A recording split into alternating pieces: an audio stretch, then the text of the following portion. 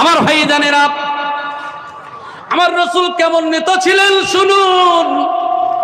আমার রাসূলের কথা বলে শেষ করা যাবে না।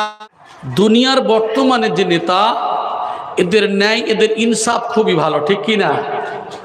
শুধু পার্টির ত্রিপল আসলে ও খায়, ওর পার্টির দ্বিতীয় যারা থাকে তাদের দেয় না, ঠিক কি না?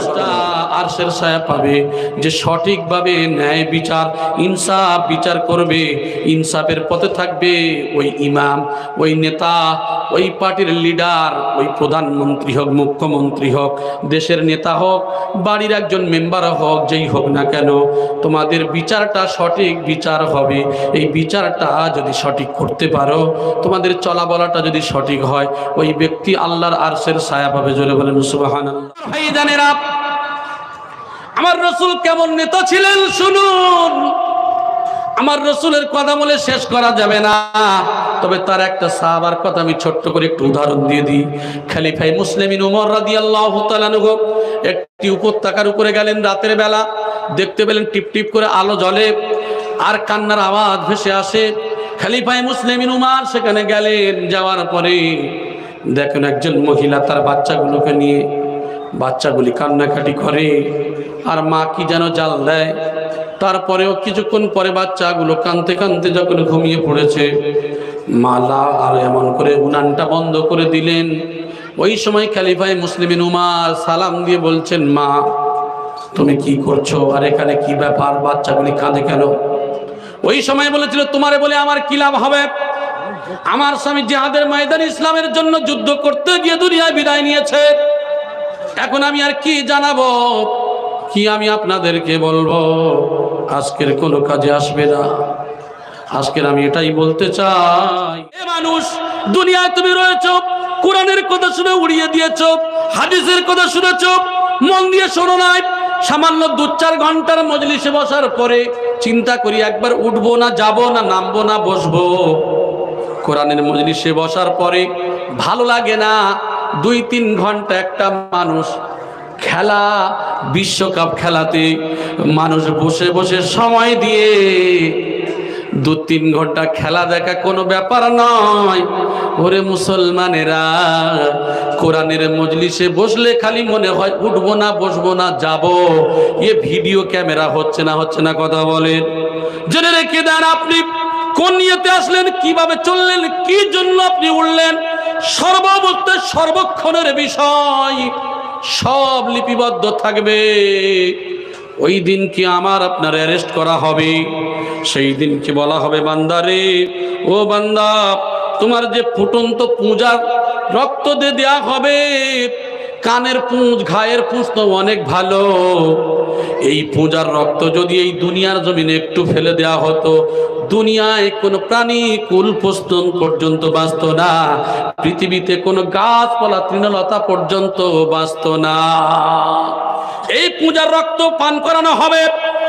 দুনিয়ায় যারা কোরআনের কথা শুনবে, আমল করবে না, কোরআনের কথা শুনবে না, হাদিসের কথা শুনবে না, আল্লাহর মেহবুব ওলি আল্লাহদের কথা শুনবে না, আলেমদের কথা শুনবে না, সেই দিন মানুষরা দুঃখ করবে। আর জান্নাতীদেরকে বলবে, ও আমার বন্ধু, আমার ভাই, দুনিয়াতে একসঙ্গে চলেছি, দুনিয়ায় একসঙ্গে বেরিয়েছি, একসঙ্গে ওই সাকসারের মজলিসে গিয়েছিলাম, আজকের তোমার ব্যারিকেড কেন আরামদায়ক জায়গায় জান্নাতে, আর আমার কেন এই কঠিন জায়গা জাহান্নামে? বলো, আল্লাহকে বলো আমার জন্য একটু ব্যবস্থা করে দিক। আমার আল্লাহ পাক রব্বুল আলামিন জানিয়ে দিয়েছেন, জাযাউ বিফাকা। ও বান্দা, এটাই হলো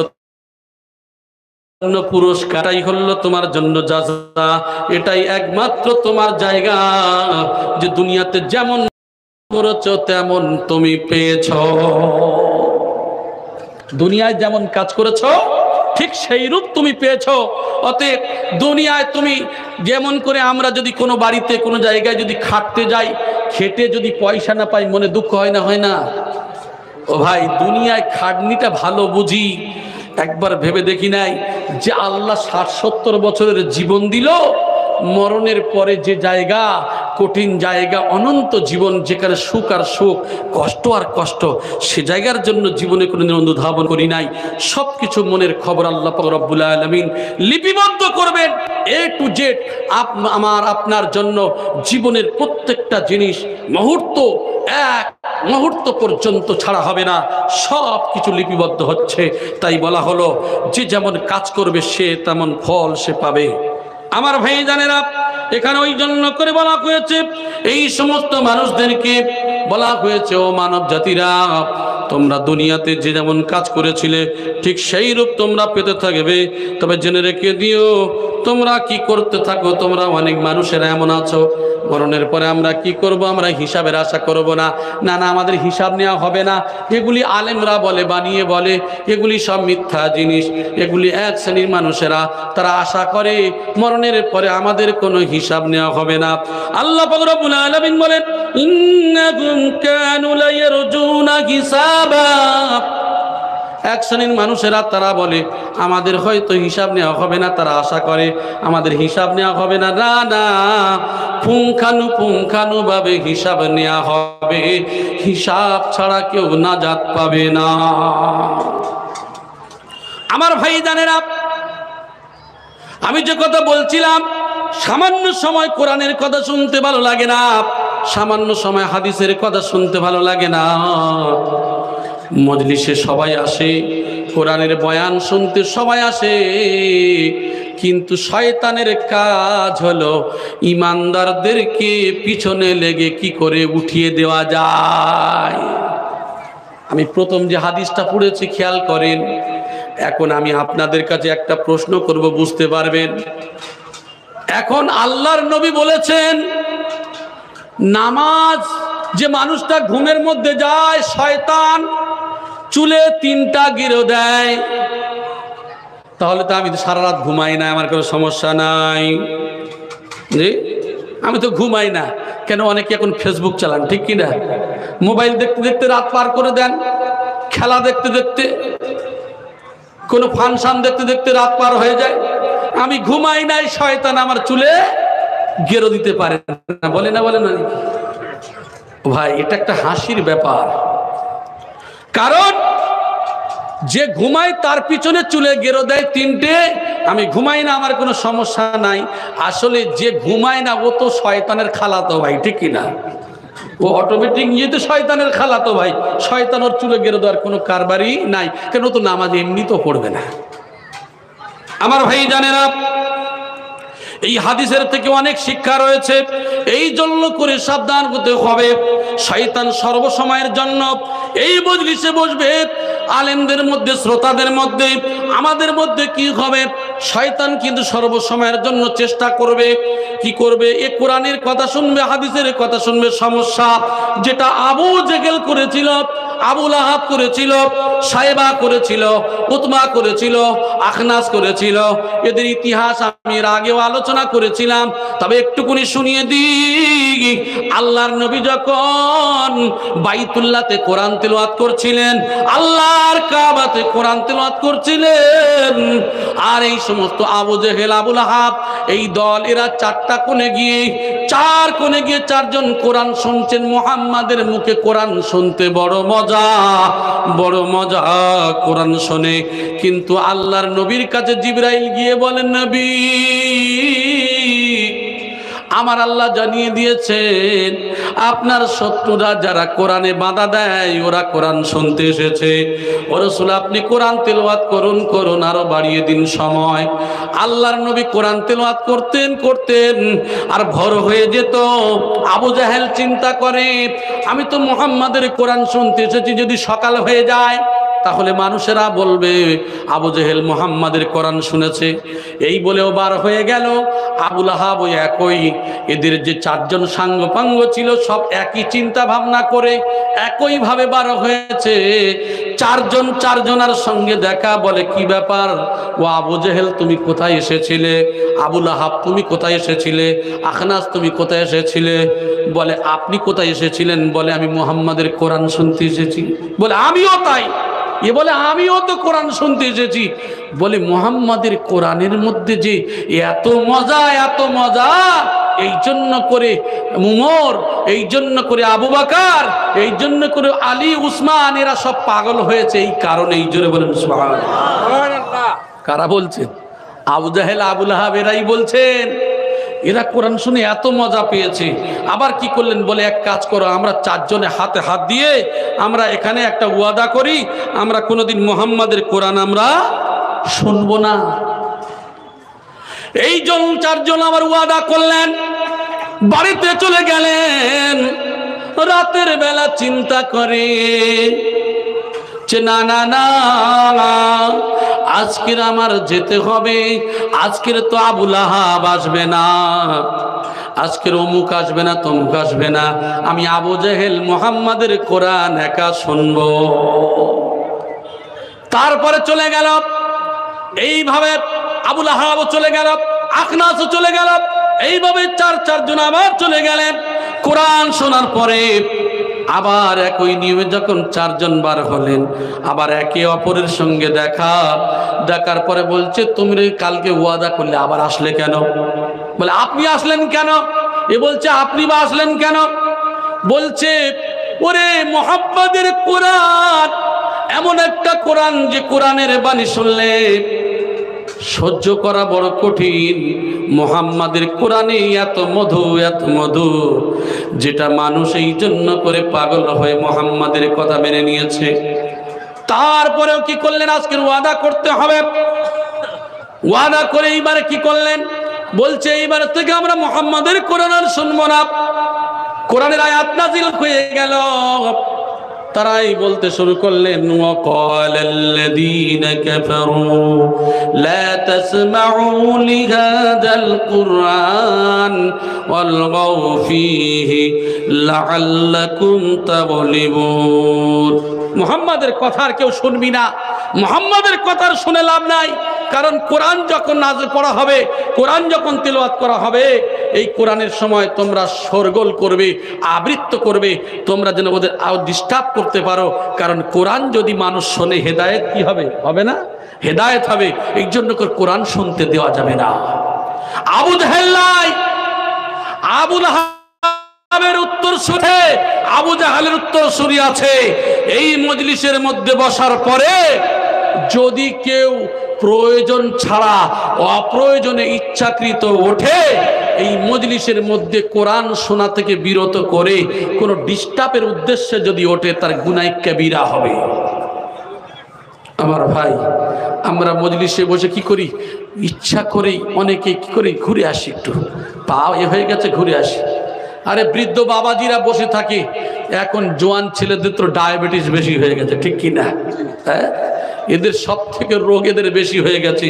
দেখবেন যত বয়স্ক বাবাজিরা বসে আছে, ইয়ং কতজন বসে আছে, জানে বুড়োরা তো বেশি দিন বাঁচবে না, ওরা যা শোনে শুনুক, আমরা থাকবো।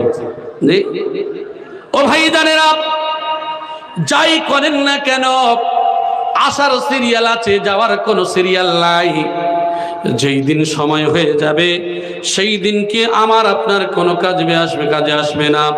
তাহলে আমি যে কথা বলছিলাম, যে মানুষ কি করে, যে আমরা মরণের পরে আমাদের হয়তো হিসাব নেওয়া হবে না, না না বান্দারে, এই করে মানুষেরা অনেকে কি করতে থাকে, ওয়াকাযাবু বিআয়াতিনা কিযাবা। এই সমস্ত মানুষরা, তাদেরকে বলা হবে, তোমরা আমার আয়াতকে কি করতে অস্বীকার করেছিলে, তোমরা আমার আয়াতকে শোনার পরে তোমরা অস্বীকার করেছো, আমার কোরআনের কথা শুনেছো, তোমরা সেদিনকে মেনে নাও নাই। আমার কোরআনের কথা এত শোনার পরেও তোমরা কি করেছো? আল্লাহর হুকুম মতো চলো নাই। আজকের তোমাদেরকে অ্যারেস্ট করা হবে, তোমাদের আজকের সাহায্যকারী বলে কেউ থাকবে না। আল্লাহ পাক রব্বুল আলামিন বলছেন, ইউবাশশিরুনহুম ইয়াওয়াদ্দুল মুজরিমু লাউ ইয়াফতাদি আযাবি ইয়াউমিযিন বিবানি وصاحبته وأخيه وفاصلته التي تؤويه ومن في الأرض। আমার ভাই জানেনা, কোরআনে কারীমের মধ্যে আল্লাহ জানিয়ে দিচ্ছেন, পরিষ্কার ভাবে বলে দিয়েছেন, একে অপরকে যেদিন দেখতে পাবে, তারপরেও দেখতে পাওয়ার পরে ইউবাসসিরুকুম ইয়াবদুল মুজরিমু লাউ ইয়াফতাদি আযাবি ইয়াউমি জিমবি বানি, নিজের সন্তানদেরকে দিতে চাইবে ওই যে কঠিন আযাব থেকে বাঁচার জন্য, আল্লাহ আমারে ছেড়ে দেন, আমার সন্তানকে দেব। আল্লাহ বলবে হবে না, তোমার জন্য তোমার সন্তান আমার কোনো প্রয়োজন নাই। আল্লাহ আমার বিবিকে দিলাম, আমার ভাইকে দিতে চাই। আল্লাহ বলবে সম্ভব নয়, আমি আল্লাহ তোমার পাপের শাস্তি তোমার পেতে হবে, তোমার আজকের ছাড়া হবে না। আমার ভাই জানেরা, ওই ব্যক্তি বলবে ও আল্লাহ আমাদেরকে ছেড়ে দিন, যে কাবিলার কাছে, যে গোত্রের কাছে আমি মানুষ হয়েছি ওই গোত্রকে দিচ্ছি, আল্লাহ আমারে ছেড়ে দেন। আল্লাহ বলবে না, ওমান ফিল আরদি জামিআ, ওগো আল্লাহ দুনিয়ায় আমি যা কিছু করেছি সব কিছু আল্লাহ তোমারা দিয়ে দিলাম, একমাত্র আমার নাজাতের জন্য, এই নাজাতের জন্য আল্লাহ আমারে ছেড়ে দেন। আল্লাহ বলবে সম্ভব নয়, তোমার শাস্তি তোমার পেতেই হবে। এই জন্য করে যুগে যুগে নবী ও রাসূলরা এসেছিল, এই যুগে যুগে নবী রাসূলরা দ্বীনের দাওয়াত দিয়ে এসেছিলেন। আমার ভাই জানেরা, গতকালকের একটা হাদিসের মধ্যে আমি দেখছিলাম, যে হাদিসটা আমার মনে পড়ে গেল, আমি একটু উদাহরণ হিসেবে একটু বলে দিই। আমার ভাই জানেরা, এই মানুষগুলো এমন পরিস্থিতির মধ্যে পড়বে যে হযরত নূহ আলাইহিস সালামকে ডাকা হবে, নবী নূহ আলাইহিস সালামকে বলা হবে, নবী নূহ তুমি কি দিনের দাওয়াতটা তুমি দিয়েছো? বলবে হ্যাঁ আমি দিয়েছি। উম্মতদেরকে বলা হবে, নবী নূহের উম্মতেরা তোমাদের কি দাওয়াত দেওয়া হয়েছিল? বলে না, আমাদের কেউ কেউ সতর্ক করতে আসে নাই, কেউ আমাদেরকে এমন কথা বলতে আসে নাই। তখন বলা হবে, নবী নূহ তোমার সাক্ষ্য কেউ আছে নাকি তোমার সাক্ষী দেওয়ার মতো? বলে হ্যাঁ আমার সাক্ষ্য রয়েছে। কে? মুহাম্মাদুর রাসূলুল্লাহ সাল্লাল্লাহু আলাইহি সাল্লাম এবং তার উম্মত। এবার তাদেরকে ডাকা হবে, ডাকার পরে জিজ্ঞাসা করা হবে, আল্লাহর নবীর উম্মতেরা অর্থাৎ আমাদেরকে যখন জিজ্ঞাসা করা হবে, আমরা তখন তার সঙ্গে সাক্ষ্য দেব যে আল্লাহ হ্যাঁ নবী নূহের উম্মতরা, এদের কাছে নবী নূহ দাওয়াত পৌঁছেছিল। জোরে বলেন সুবহানাল্লাহ। নবীদের সুপারিশ করবে, নবীদের ব্যাপারে তার উম্মতরা মিথ্যা বলবে, আর উম্মতে মুহাম্মাদি আমাদের মতো মানুষরা তাদের জন্য সুপারিশ করবে। জোরে বলেন সুবহানাল্লাহ। সাক্ষ্য দেবে। এই সাক্ষ্য দেওয়ার কারণে রাসূল বলবেন যে আমি রাসূল, তোমরা যে সত্য সাক্ষ্য দিয়েছে তোমাদের জন্য সাক্ষ্য স্বয়ং আমি রাসূল হয়ে গেলাম। আর একটু জোরে বলি সুবহানাল্লাহ। ও আমার ভাই জানেরা, এই জন্য করে আমি আপনাদেরকে বলবো, এই জন্য করে বলা হয়েছে বাবা তুমি দুনিয়াতে যাই করো না কেন, দুনিয়ায় সব করতে থাকো বান্দা, দুনিয়ায় মরণের পরে কাল কিয়ামতের ময়দানে যেদিন তুমি বিপদে পড়ে যাবে কেউ তোমার পাশে দাঁড়াবে না। সেই দিনকে মাত্র 7টা ছায়া তোমার উপরে থাকবে। এই 7টা ছায়া, এই যে আরশের ছায়া তোমার উপরে থাকবে। কাদের উপরে? এই আরশের ছায়া যদি পেতে হয়, এই আল্লাহর ছায়া যদি পেতে হয়, একমাত্র এই সমস্ত ব্যক্তি তাদের উপরে এই ছায়াগুলো থাকবে। কোন ব্যক্তি? হাদিসের মধ্যে উল্লেখ করা হয়েছে, সাবাতুন ইউজিল্লুহুমুল্লাহু ফি জিল্লিহি ইয়াওমা লা জিল্লুহু ইল্লা জিল্লুহু। হাদিসের মধ্যে বলা হয়েছে 7 শ্রেণীর মানুষ যেদিন কোনো ছায়া থাকবে না কাল কিয়ামতের ময়দানে, তার উপরে 7 শ্রেণীর মানুষের উপরে আল্লাহর আরশের ছায়া থাকবে। একবার জোরে বলি সুবহানাল্লাহ। নম্বর 1 হলো ইমামুন আদিল। ওই ব্যক্তি, ওই ইমাম, ওই নেতা যে ব্যক্তি কি করবে? ন্যায় বিচার করবে, ইনসাফ করবে, সঠিক বিচার করবে। আজকের আমাদের বিচার কেমন? আর আমাদের নবী নেতা মুহাম্মদুর রাসূলুল্লাহ সাল্লাল্লাহু আলাইহি ওয়াসাল্লাম কেমন নেতা? দুনিয়ার বর্তমানে যে নেতা, এদের ন্যায়, এদের ইনসাফ খুবই ভালো, ঠিক কি না? শুধু পার্টির ত্রিপল আসলে ও খায়, ওর পার্টির দ্বিতীয় যারা থাকে তাদের দেয় না, ঠিক কি না? কথা বলে। আমার ভাই জানেরা, আমার রাসূল কেমন নেতা ছিলেন শুনুন। আমার রসুলের কথা বলে শেষ করা যাবে না, তবে তার একটা সাহাবার কথা আমি ছোট্ট করে একটু উদাহরণ দিয়ে দিই। খলিফায়ে মুসলিমিন ওমর রাদিয়াল্লাহু তাআলা আনহু একটি উপত্যকার উপরে গেলেন রাতের বেলা, দেখতে পেলেন টিপ টিপ করে আলো জ্বলে আর কান্নার আওয়াজ ভেসে আসে। খলিফায়ে মুসলিমিন ওমর সেখানে গেলেন, যাওয়ার পরে দেখেন একজন মহিলা তার বাচ্চাগুলোকে নিয়ে, বাচ্চাগুলি কান্নাকাটি করে আর মা কি যেন জাল দেয়। তারপরেও কিছুক্ষণ পরে বাচ্চাগুলো কাঁদতে কাঁদতে যখন ঘুমিয়ে পড়েছে, মালা আর এমন করে উনানটা বন্ধ করে দিলেন। ওই সময় খলিফায়ে মুসলিমিন উমর সালাম দিয়ে বলছেন, মা তুমি কি করছো, আর এখানে কি ব্যাপার, বাচ্চাগুলি কাঁদে কেন? ওই সময় বলেছিল, তোমারে বলে আমার কি লাভ হবে? আমার স্বামী জিহাদের ময়দানে ইসলামের জন্য যুদ্ধ করতে গিয়ে দুনিয়ায় বিদায় নিয়েছে, এখন আমি আর কি জানাবো, কি আমি আপনাদেরকে বলবো? আজকের কোনো কাজে আসবে না। আজকের আমি এটাই বলতে চাই যে একমাত্র আমরা খলিফা উমরের দরবারে যাচ্ছি কিছু খাওয়ার জন্য যাচ্ছি, কিন্তু রাত হয়ে গেছে, আমরা এখানে তাঁবু গেড়েছি, আমার বাচ্চাগুলো খেতে পায় না আজ কয়েকদিন হলো। শেষে কি করলেন, বলা হলো একটা কাজ করো, তাহলে যাই করো আর না করো আজকের দিনে তুমি একটু অপেক্ষা করো। খলিফায়ে মুসলিমিন উমর গেলেন, রাত ভান্ডার থেকে নিজে আটার বস্তা মাথায় করে নিয়ে পৌঁছে দিলেন। জোরে বলেন সুবহানাল্লাহ। অনেক ইতিহাস রয়েছে, আমার বলার উদ্দেশ্য উদাহরণস্বরূপ কি করলেন, সেখানে পৌঁছে দিলেন। তাহলে একজন খলিফা হয়ে, একজন ইমাম হয়ে কিভাবে তার দরবারে পৌঁছালেন। আর আজকের আমাদের যদি নেতা হয়, সামনে পুলিশ পিছনে পুলিশ, এ কি করে এর টাকা খেয়ে বসে আছে বাবু, ঠিক কিনা কথা বলেন? এরাই হল আরশের ছায়া পাবে বলে মনে হয়। যদি পার্টিগিরি করতে হয়, নেতাগিরি করতে হয়, ফলো করুন মুহাম্মদ সাল্লাল্লাহু আলাইহি সাল্লাম, তার খলিফাগণের দিকে লক্ষ্য করুন। জোরে বলেন সুবহানাল্লাহ। আমার ভাই জানেরা, এই জন্য করে বলা হলো, এ বিশ্বের মানুষেরা, এক নম্বর যদি পেতে হয়, ওই মানুষটা আরশের ছায়া পাবে যে সঠিকভাবে ন্যায় বিচার, ইনসাফ বিচার করবে, ইনসাফের পথে থাকবে। ওই ইমাম, ওই নেতা, ওই পার্টির লিডার, ওই প্রধানমন্ত্রী হোক, মুখ্যমন্ত্রী হোক, দেশের নেতা হোক, বাড়ির একজন মেম্বার হোক, যেই হোক না কেন, তোমাদের বিচারটা সঠিক বিচার হবে। এই বিচারটা যদি সঠিক করতে পারো, তোমাদের চলা বলাটা যদি সঠিক হয়, ওই ব্যক্তি আল্লাহর আরশের ছায়া পাবে। জোরে বলেন সুবহানাল্লাহ। নম্বর 2 হলো কি বলা হয়েছে হাদিসের মধ্যে, তার মধ্যে বলা হয়েছে ওই ব্যক্তি, যে ব্যক্তি একমাত্র ওয়াসাবুন নাসাআ ফি ইবাদাতি রাব্বিহি, ওই ব্যক্তি যে আল্লাহর ইবাদতের মধ্যে বড় হয়। আল্লাহর ইবাদতের মধ্যে বড় হওয়া বলতে কি বোঝায়?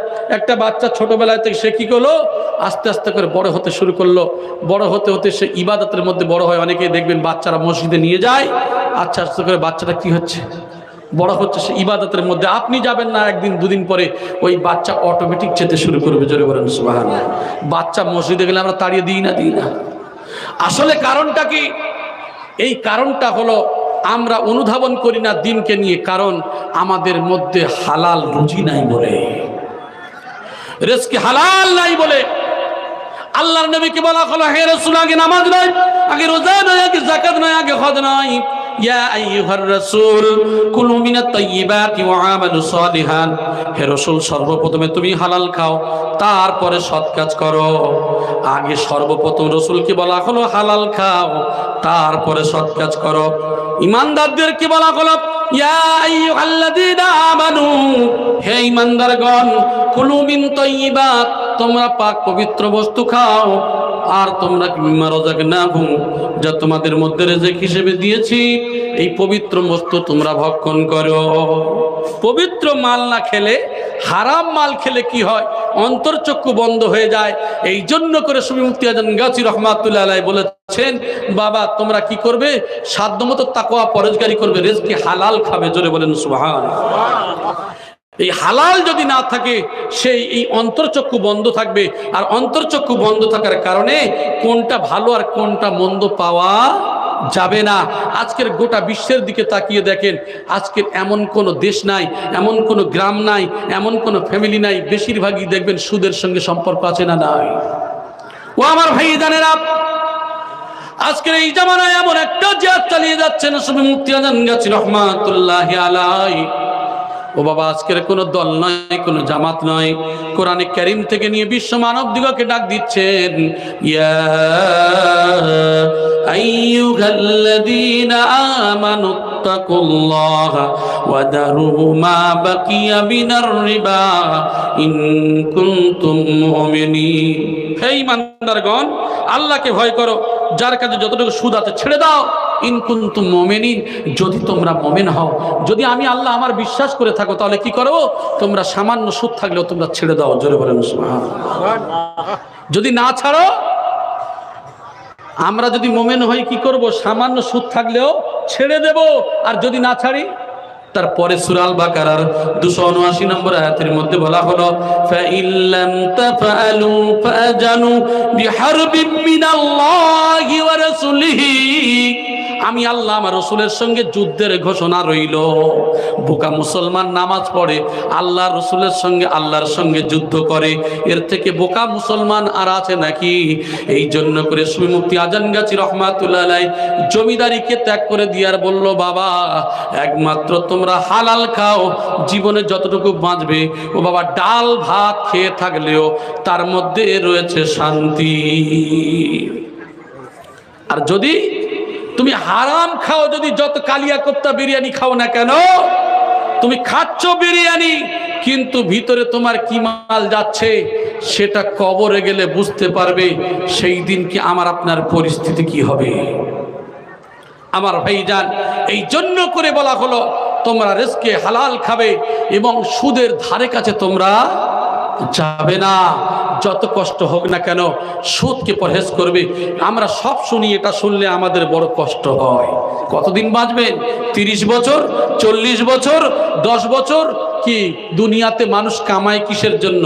একটু ভালো খাওয়া, ভালো পড়া, গাড়ি আর বাড়ি, এইটুকুই, আর কিছু নেই। ঠিক কিনা বলেন? আমার ভাইজানেরা, কোনো কাজে আসবে না। এই জন্য করে আমার আপনার সন্তান, আমার আপনার পিতা, আমার আপনার মা, আমার আপনার ঘরের ফ্যামিলি, ছোটবেলায় থেকে যখন একটা সন্তান বড় হয়, ওই সন্তানকে সর্বপ্রথম আল্লাহর ইবাদতের মধ্য দিয়ে বড় করবেন।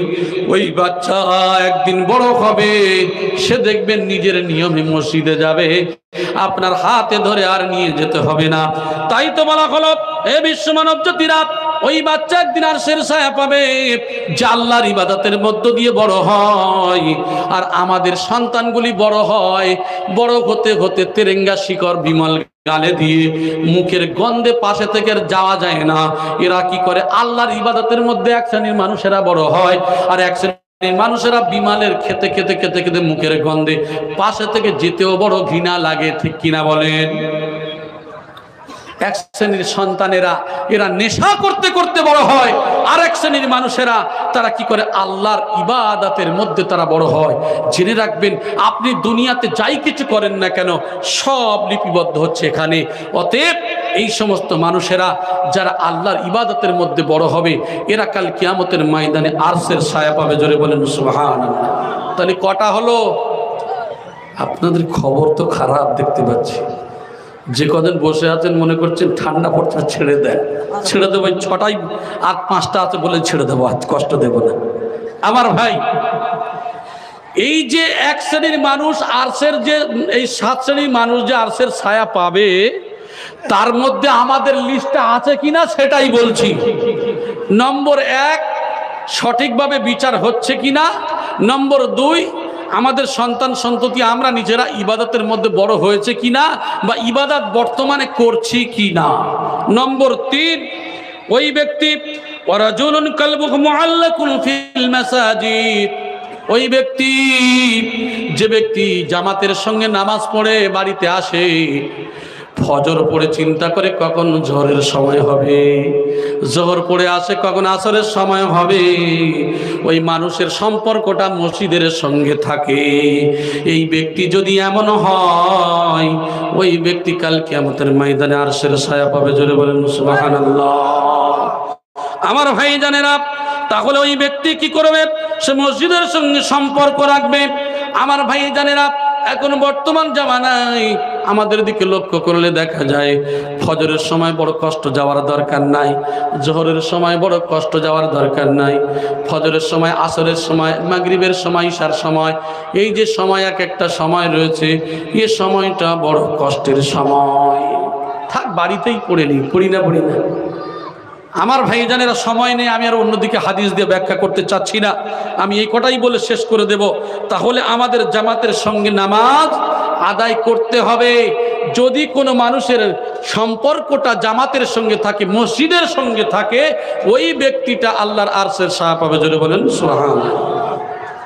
তারপরে বলা হয়েছে রাজুলানে তাহাব্বা ফিল্লাহি ইজতামাআ আলাইহি ওয়া তাফাররাকা আলাইহি, যে মানুষ দুজনের সম্পর্ক ভালো আল্লাহর জন্য, আবার শত্রুতা আল্লাহর জন্য, এক ব্যক্তি আর এক ব্যক্তির বন্ধুত্ব করে, সে জীবনে কারোর চেনে না, কি করে একে অপরের মহাব্বত, পীর ভাই মহাব্বত, নিজের ভাইয়ের থেকে মহাব্বত বেশি আছে না নাই? কথা বলেন, কিসের জন্য? হাক্কানি আঞ্জুমানে যায়, দরবারে যায়, ওলি আল্লাহর হুকুম মতো চলে, নবীর তরিকা অনুযায়ী চলে, আল্লাহর হুকুম মতো চলে, এই জন্য করে একে অপরের প্রতি এত মহাব্বত যে নিজের ভাইয়ের থেকেও মহাব্বত বেশি, ঠিক কিনা? কিন্তু আমাদের যে তাকওয়া, গরিব মানুষ যদি দাওয়াত করে বলে আমি খেতে পারবো না, কারণ তো সুদের টাকা নিস, তোর এই আছে ওই আছে, তোর বাড়িতে খাবো না, কিন্তু ধনী মানুষের বাড়িতে চা ঢুকিয়ে দিচ্ছে, ঠিক কিনা বলে? তাকওয়ার জোর কত বড় দেখেছে আমার ভাই। বলা হয়েছে আল্লাহর জন্য যারা দুজনে মহাব্বত করবে, আল্লাহর জন্য যারা শত্রুতা করবে, ওই ব্যক্তি আল্লাহর আরশের ছায়া পাবে। জোরে বলেন সুবহানাল্লাহ। ওয়া রাজুলুন তালাবাতহু ইমরাতু যাত মুনসিবিন ওয়া জামালিন ফাকালা ইন্নী আখাফুল্লাহ। হাদিসের মধ্যে বলা হয়েছে ওই ব্যক্তি, ওই মহিলা, সুন্দরী মহিলা, যে পুরুষকে ডাক দেয়, এসো আমি তোমার সঙ্গে সম্পর্কে জড়াতে চাই। একজন সুন্দরী মহিলা তার প্রেমিককে ডাকলো, এসো আমি তোমার সঙ্গে একটু কথা বলবো, নির্জনে একটু মহাব্বত করব, নির্জনে একটু তোমার সঙ্গে আমার মহাব্বত হবে, একটু এসো। ওই ব্যক্তি তখন বলবে ইন্নী আখাফুল্লাহ, আমি আল্লাহরে ভয় করি, আমি আল্লাহরে ভয় করি।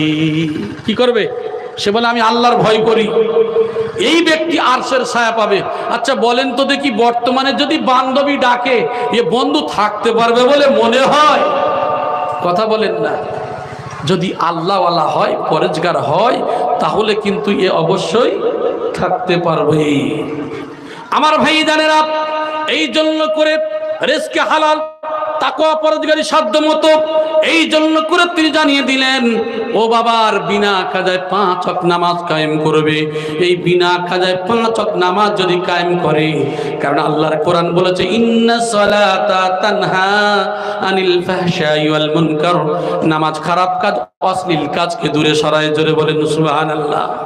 নামাজ খারাপ কাজ, অশ্লীল কাজকে দূরে সরায়। ওই ব্যক্তি যদি নামাজি হয়, ওই ব্যক্তি যদি মুত্তাকি হয়, ওই ব্যক্তি যদি পরেজগার হয়, ওই ব্যক্তি যদি আল্লাহওয়ালা হয়, ওই ব্যক্তি সুদের সঙ্গে সম্পর্ক না রাখে, এক কথায় আল্লাহর হুকুম যেটা আছে, নবীর তরিকা যেটা আছে, এই পথ, এই রুট দিয়ে যে চলে, ওই ব্যক্তি কি করবে? যতই সুন্দরী মহিলা ডাকুক, যত সুন্দর পুরুষ ডাকুক, সবাই কিন্তু একই কথা বলবে ইন্নী আখাফুল্লাহ, আমার আল্লাহরে আমি ভয় করি। এই জিনার কাজ আমার দ্বারা সম্ভব নয়, ঠিক কিনা?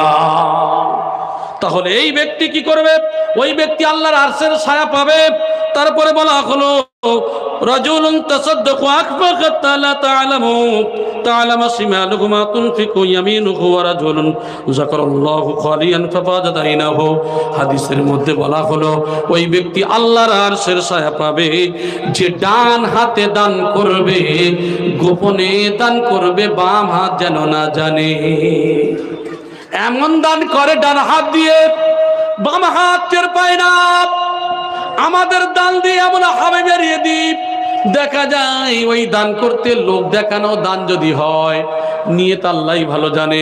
আপনার দানটা যদি লোক দেখানো হয়, কাল কিয়ামতের ময়দানে আমার আল্লাহ বলবেন, বান্দা তুমি আমার জন্য কি নিয়ে এসেছো? আল্লাহ আমি তোমার জন্য তোমার দিনের রাস্তায় দান করেছি। বলে দুনিয়াতে তোমার তো দানই বলেছিল, দুনিয়ায় তুমি তো নাম কামানোর উদ্দেশ্য দান করেছো, তোমার দান হয়ে গেছে, ও ফেরেশতাকে নিয়ে জাহান্নামে দিয়ে দাও। তাহলে দানটা যদি হয় গোপনে, তাহলে ডান হাতে দান করবে, বাম হাত যেন না জানে। ওই দানটা প্রকাশ্য দানের থেকে 70 গুণ সওয়াব বেশি। পাশের গরিব রয়েছে, খেতে পায় না, পাড়া প্রতিবেশী রোগাক্রান্ত হয়ে আছে, চাইতে পারে না, ও আল্লাহর বান্দা তুমি তার চেহারার দিকে, তার মুখের দিকে তাকিয়ে, তুমি না চাইলেও তুমি তোমার তার মুখের দিকে তাকিয়ে তুমি তার কিছু দিও। আর যে দেওয়াটা দেবে গোপনে দেবে, কেউ না যেন টের পায়। কিন্তু আমরা এমন দানি গো, ওই দান এমন দান করি যে দান দেখলে দেখা যায়। আমার ভাইজানেরা দান করলে বলে তুমি মোবাইলে ভালো করে ফটো তোলো, 5,000 টাকার চেক দিয়ে 10,000 টাকার ক্যামেরা করাই না। আমরা যদি নেতা হই, যদি কারোর যদি কিছু হয়, তার দিয়ে বলবে খালি খেটাঘাট খালি ফটো তোলো, দিয়েছে 10,000 20,000 টাকার মতো ফটো তুলে ছড়িয়ে দিল, আরে অমুক জন এত দান করেছে। এ দান যদি আল্লাহর জন্য না হয়, লোক দেখানো যদি হয়, সব কিছু জানেন কে? ওই আল্লাহ সব লিপিবদ্ধ করে দিয়েছেন। শেষের কথা যেটা বলছিলাম, ওই ব্যক্তি, যে ব্যক্তি রাতের বেলা উঠে নির্জন অবস্থায় আল্লাহর ইবাদতের মধ্যে থেকে দুইটা চোখ দিয়ে ঝরঝর করে পানি ঝরায়, তাহাজ্জুদের নামাজ পড়ে মানুষটা চোখ থেকে পানি ফেলে, ওই মানুষটা কাল কিয়ামতের ময়দানে যে সময় কোনো ছায়া থাকবে না, ওই সময় আমার আল্লাহর ছায়া থাকবে। জোরে বলেন সুবহানাল্লাহ। এই 7টা কথা যে বললাম, এর মধ্যে আমাদের লিস্ট আছে কিনা একটু দেখে নেব, আর যদি লিস্ট না থাকে তাহলে নিজেরা পরিবর্তন করে নেব, বলি ইনশাআল্লাহ। এই জন্য করে কামিল মুর্শিদ সুফি মুফতি আজান গাছি রহমাতুল্লাহি আলাই তাই বলছেন, বাবারে তোমাদেরকে আমার এখানে টাকা দিতে হবে না, হাদিয়া দিতে হবে না, কোনো তোহফা দিতে হবে না, কোনো ওলি আল্লাহর দরবার তোমার ছাড়তে হবে না। ও বাবা, তুমি যে ওলি আল্লাহর দরবারে থাকো না কেন, শুধু তোমরা আল্লাহর হুকুম মতো চলবে আর নবীর তরিকা অনুযায়ী চলবে। এই দুইটা রুট যদি ঠিক থাকো, শুধু আজানগাছি ফুরুপুরা তবলিগ আহলে হাদিস অমুক নয় তমুক নয়, গোটা বিশ্বের যত কামেল ওলি আল্লাহ আছে সবার মানা হয়ে যাবে। সুফি মুফতি আজানগাছি রহমাতুল্লাহ আলাইহি এমন একটা দরজার ওলি আল্লাহ, জোরে বলেন সুবহানাল্লাহ। সবাই এ দলের বিরুদ্ধে বলে, ও দলের বিরুদ্ধে বলে, আর হাক্কানি আঞ্জুমানের বুকটা প্রশস্ত করে রেখেছে। বিশ্বে যত মানব জাতি আছে, কোন দল জামাত ছাড়তে হবে না, আল্লাহর হুকুম আর নবীর তরিকা অনুযায়ী চললে গোটা বিশ্বের ওলি আল্লাহর মানা তো হয়েই যায়। জোরে বলেন কামেল ওলি আল্লাহ নাকেজ নয়। ও ভাইজান, আজকের সবাই সবার গালি দেয় আর তিনি সবার জন্য দোয়া করেন। জোরে বলেন সুবহানাল্লাহ। তিনি দোয়ার মধ্যে বলেন না, ইলাহি রাহমাত জিয়াদা কর তামাম আলমের প্রতি। জোরে বলেন সুবহানাল্লাহ। আমার ভাই, অনেক কথা হয়ে গেছে, আপনাদের অনেক কষ্ট দিয়েছি। কথা আলোচনা করতে করতে অনেক পথ আছে, তবে ইনশাআল্লাহ অন্য সময় যদি আবার আল্লাহ তৌফিক দান করেন আলোচনা রাখা যাবে। তবে আমি আজকের যে কথাগুলি বলেছি, তাহলে আমরা ইনশাআল্লাহ যে যতটুকু শুনেছি তার সঙ্গে আমল করব বলি ইনশাআল্লাহ। তাহলে ফজরের নামাজ পড়লে আমরা অবশ্যই এই যত রাত জেগে যাই না কেন, যদি নিয়ত করে আমরা দোয়া পড়ে শুই, দেখবেন আল্লাহ পাক রব্বুল আলামিন যথা নিয়মে আমাদেরকে উঠিয়ে দিয়েছেন। নিয়ত করলে সাহায্য করেন কে? আল্লাহ। আমরা তো অনেক রাত থেকে দূর দূরান্ত থেকে, মেদিনীপুর থেকে আমাদের আলেম ভাইরা এখানে অনেকেই আছেন, 2টো 3টে, অনেকেই সকালও হয়ে যায়, তারপরে আলহামদুলিল্লাহ ঠিক টাইমে উঠে নামাজ আদায় করে নেয়। কথা বলি। আর আমরা অনেকেই কি করি, রাস্তায় চলতে চলতে এশার নামাজ, এখান থেকে আরেক জায়গায় যেতে হবে, দেখা যাচ্ছে রাস্তায় কাদা করে দিলাম। আর ফজরের নামাজ যে কোথায় হয় তার তো ঠিক নেই, আল্লাহ পাকই জানে। তবে ঘৃণা নয়, ঠাট্টা নয়, প্রত্যেকেই আমরা ভাই ভাই, আমরা চেষ্টা করব প্রত্যেকেই কোরআন ও হাদিস অনুযায়ী চলা। হাক্কানি আঞ্জুমান তো এটাই বলে, কোনো দল, কোনো সিলসিলা, কোনো জামাত, যেই থাক না কেন, উদ্দেশ্য তো প্রত্যেকের একটাই, কিভাবে মানুষ কোরআনের হুকুম মতো চলবে, কিভাবে মানুষ নবীর তরিকা অনুযায়ী চলবে, এটাই তো আসল উদ্দেশ্য। যে পথ নিয়ে দাওয়াত দিক, যে রাস্তা নিয়ে দাওয়াত দিক, উদ্দেশ্য সবার একটাই, ঠিক কিনা কথা বলে আমার ভাই? এই জন্য কোনো দল, কোনো সিলসিলাকে ঘৃণা করবেন না। হাক্কানি আঞ্জুমানের সব থেকে মহৎ বড় কথা হলো এটাই যে বাবা তোমরা কি করবে, সবার বুকটা প্রশস্ত করে দিয়ে বুকে টানবে।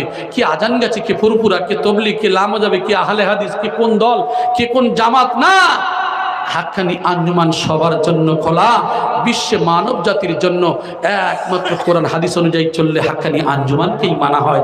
আল্লাহ পাক রব্বুল আলামিন যেন আমার প্রত্যেকের বিনা কাজায় 5 ওয়াক্ত নামাজ, কোরআনী ওজিফা, হালাল রুজি ফরজগারির সঙ্গে জীবনযাপন করার তৌফিক দান করেন।